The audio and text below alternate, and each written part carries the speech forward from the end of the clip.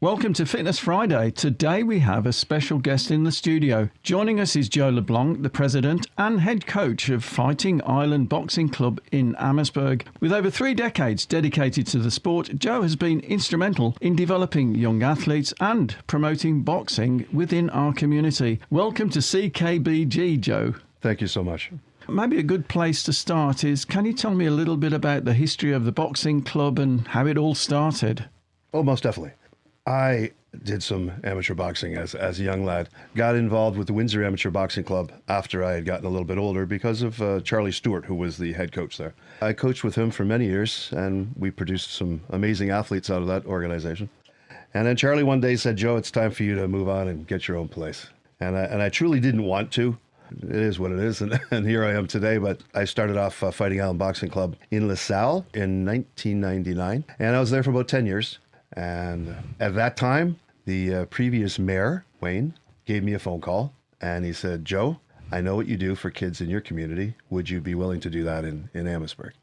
And I thought, oh my God, Wayne, this was Wayne Hurst, by the way. I said, "I don't want to drive to Amherstburg," because I lived in LaSalle. He said, "Just come on out to the town. Let us talk to you." So I did, and I truly realized that the town of Amherstburg cared. And so to experience that with Mayor Hurst at the time and the committee, I was in awe. And so the rest is history, and I can't say enough good things about the town. The Fighting Island Boxing Club is known for its commitment to youth development through boxing. Can you tell us a bit about the club's mission and the values it tries to instill in its members? Most definitely. What we try to do with the young athletes that come into the organization is to just make them a better person. Of course, we are a competitive organization, but we don't force anyone to fight. That's totally up to the athlete, their parents, whatever.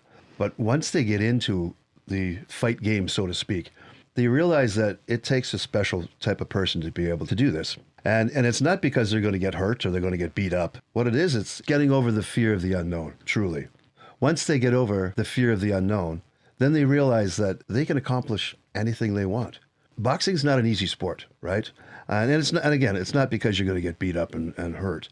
There's a lot more to boxing, and you have to be in amazing shape. And kids today, some of them would rather be sitting at home playing video games, right? And once they get in and they start to realize that they're doing okay, and they're not going to get hurt, then they want to go further. They want to push themselves a little further. And the other crazy thing is that the people that are inside the gym that are already there, that have had tons and tons of fights, they see these young ones coming in and they just envelop them. They come over to help them so much. Because why? Because they were them themselves at one time. So it's really a cool thing to see. It's a great transformation to see some of these kids, where they came when they first walked in the door into what they accomplished later on. Once they get in and they realize that they can do this, because again, like I said, this is not an easy sport. If it was easy, everybody would do it. Everybody plays soccer. Everybody plays hockey. Very, very few people try to compete in boxing. And the ones that do, they've challenged themselves beyond what most people ever will. And once they realize that they can accomplish this, then they also realize that there's nothing that they can't accomplish if they want. Because nothing in life is ever going to be handed to them for free. Nothing that's any good, right? So if they want to be a doctor, they can be a doctor. They just got to hunker down and work hard, right? So no matter what they want to be in life, they'll understand that they can if they work hard. Over the years, you've trained numerous young athletes. Would you share some success stories that highlight the impact of your training programs on their personal and athletic development? Certainly. I've been very fortunate over the years to have some athletes that have gone as far as you possibly can, right? I've actually had the pleasure of working with 3 Olympians, multiple national champions, and countless provincial champions.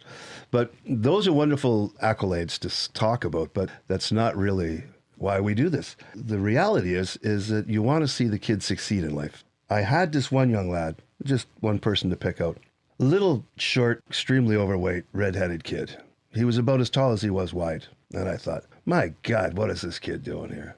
And to make a long story short, this kid stayed longer, worked harder than anybody, and I couldn't believe it. When the class was over, everybody runs out the door. Like God, it's over. Thank the Lord, and they're gone. And this kid would stick around and ask me if he could do other work, and I was like, this is wild.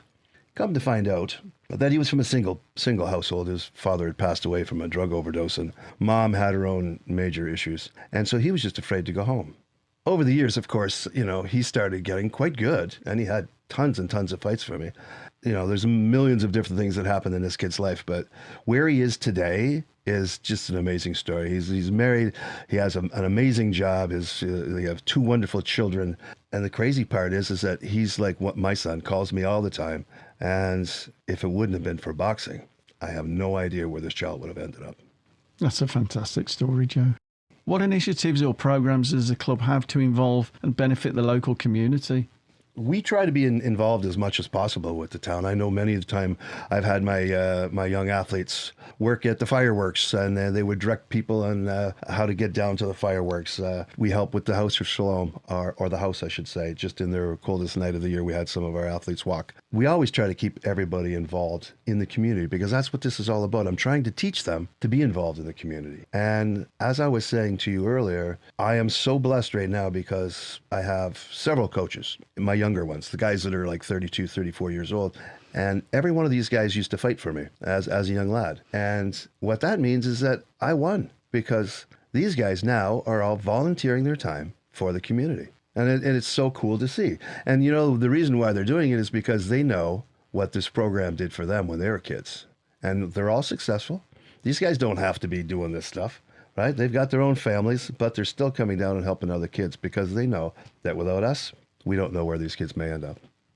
Well, thank you, Joe, for sharing insights into the Fighting Island Boxing Club and your commitment to nurturing talent in the community. We wish you and the club continued success. Thank you so much. Thank you very much for having me here. Thanks to the town, as usual. Thanks to the mayor and all the committees, because without their complete backing, we would never be where we are today. As much as we're having fun doing this, without them, we wouldn't be able to. That was Joe Leblanc from Fighting Island Boxing Club. Join me again on Fitness Friday each week at 10:30 a.m. for more great community stories.